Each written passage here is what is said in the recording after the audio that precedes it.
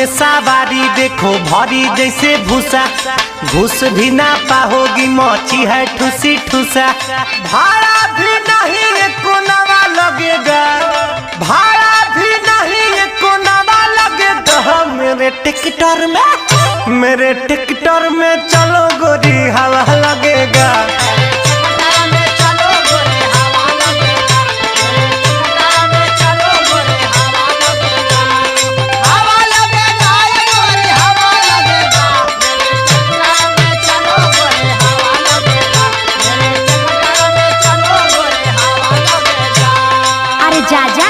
तोरा ट्रैक्टर में तो ऐसा ही आदमी फ्रैक्चर हो जाए।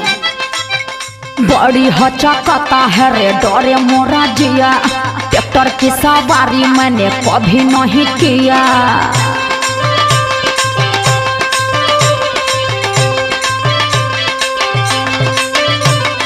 बड़ी हचकता है रे डरे मोरा जिया, ट्रैक्टर की सवारी मैंने कभी नहीं किया। कमर का हड्डी का बार डालेगा, कमर का हड्डी का बार डालेगा। ट्रैक्टर में हिला के तू तो मार डालेगा।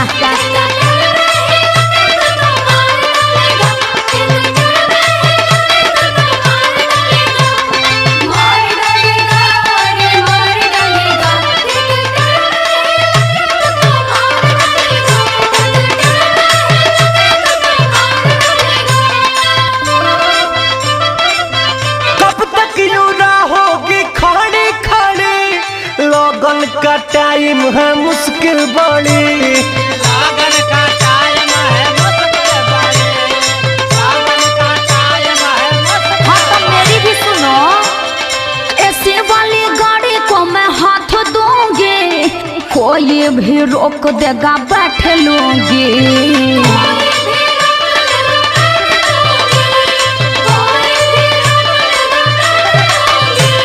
लफड़ा को ही करवाएगी तेरी लाल साड़ी, झाड़ी में ले जाके कोई रोक देगा गाड़ी। क्या बोला? मुँह कलर कर दूंगी। लफड़ा को ही करवा देगी तेरी लाल साड़ी, झाड़ी में ले जाके कोई रोक देगा गाड़ी। फिर तो दर्द का भी दवा लगेगा, फिर तो दर्द का भी दवा लगेगा। मेरे ट्रैक्टर में